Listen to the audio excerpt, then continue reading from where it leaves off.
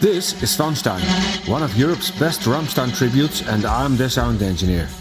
Because of that and their international tours, I started my adventure creating Baba Yaga.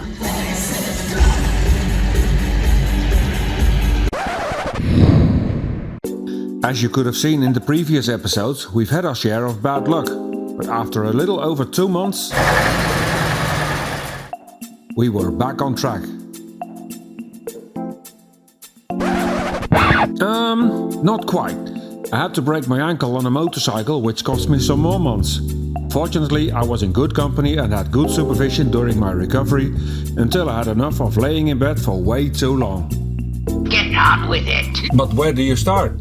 It's been almost 4 months without any work, still suffering all COVID-19 measures, without any festivals or performances. Get on with it! What will happen in the future? Will there be a future at all? And the weather didn't help much either, as the rain was pouring down and the roof was leaking quite extensively. First thing I needed were funds to continue, but without any work. I did have a lot of gear already, but that was by far not enough to get the project finished. Although there were many support schemes I was entitled to benefit from, every time somebody came up with a reason to refuse any support.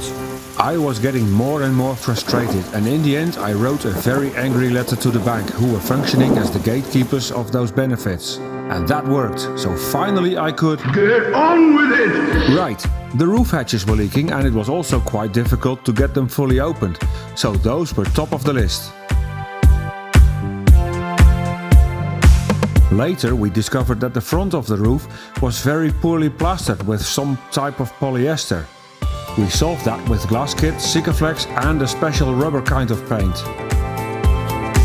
As soon as the leakage was solved, we continued to the sleeping bunks. In broad daylight it's almost impossible to fall asleep, so we wanted to darken the windows. We tainted one window, but it was hardly any darker. First thought we had was we must have received the wrong foil. But after checking with the factory, it turned out that we did have the darkest. Luckily we could swap it for a pitch black foil, and that turned out ideal. Tainting the windows is the ultimate relation test when you're doing it with your partner. However, after a lot of blood, sweat and tears, the result was more than satisfying. Although I do hope that we'll never ever have to do this ourselves again.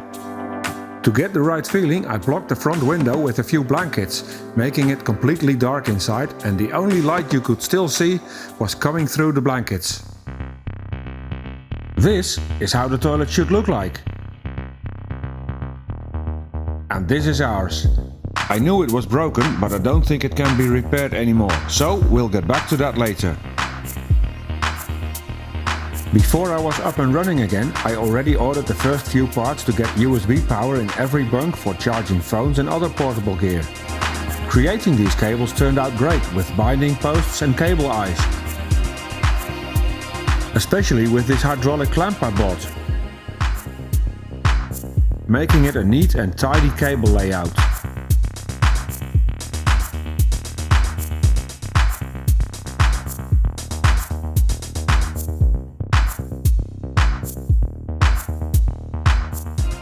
Next up was the internal lighting.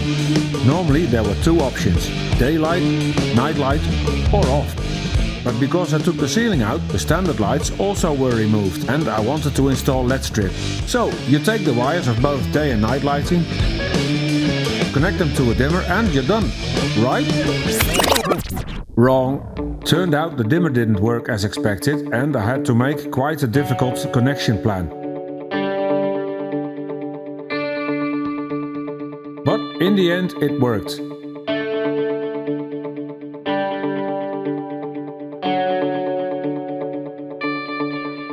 All set for when the actual lights will go in.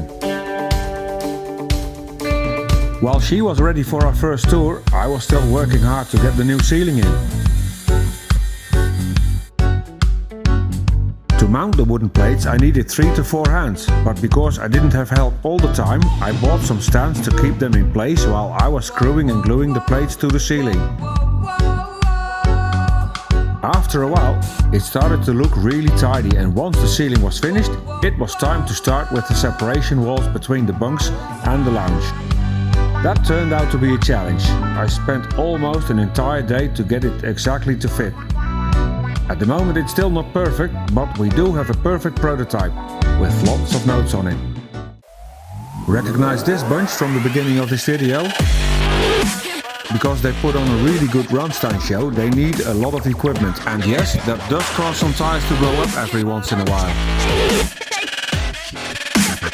Having enough space and load capacity is therefore very important. I bought a trailer, 5 meters in length, later mount a box on it and away we go. Yeah, right.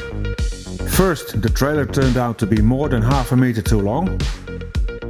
As a result, the box I already bought didn't fit nicely, and, to get the story complete, the box was so heavy that there was hardly any loading capacity left, so the box was sold and another one was bought. Brilliant, lightweight, and in length it only had to be shortened for a little, and some doors had to be installed. Looks awesome, right? The trailer wasn't only too long, but it turned out to be also too narrow, and later the box actually fell off during a strong wind.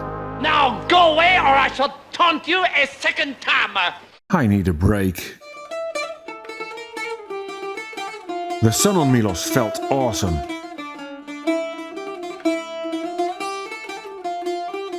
Just plain relaxing. Admiring the stunning views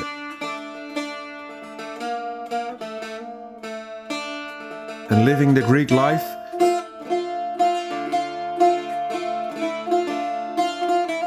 Enjoying ourselves without any obligations. Loving the local culture, their history,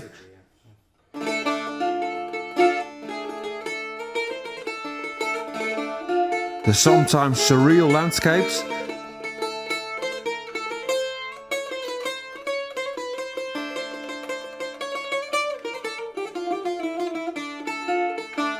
the food,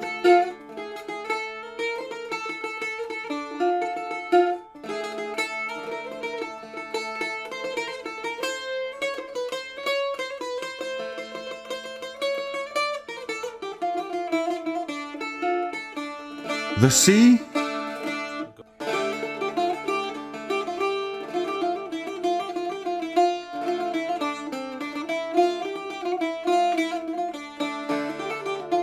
until I plunge myself to death.